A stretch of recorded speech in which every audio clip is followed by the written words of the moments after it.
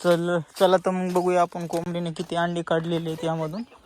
आपले पिल्ले किती काढले बघू शकता तुम्ही. ह्या ठिकाणी पिल्ले इतके काढलेले आहेत 2 कोंबड्यानं. तर आपण काय केलेलं आहे, 2 कोंबड्याचे पिल्ले फक्त एकाच कोंबडी मागे लावलेले आहेत, जेणेकरून आपल्याला समोरून जाऊन याला 3 ते 4 महिने कोंबडी पिल्ल्यांना सोडित नाही आहे. तर त्यामध्ये आपलं अंड्याचं नुकसान नाही होता कामा नाही. तर त्यासाठी आपण हे पिल्ले एकाच कोंबडी खाली घातलेले आहेत.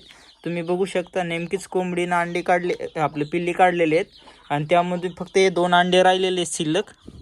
तर आता आपण याला बघणार आहोत फोडून की यामध्ये पिल्ले जर असले तर आपण कोंबडी खाली असे ठेवणार आहेत, जर पिल्ले नसले तर आपण अंडे फेकून देणार आहोत. तर बघतोय हे अंडे. तर हे बाहेर अंडे घेतलेले आहेत आपण. हे बघू शकता आपल्या इथं कोंबड्या आहेत.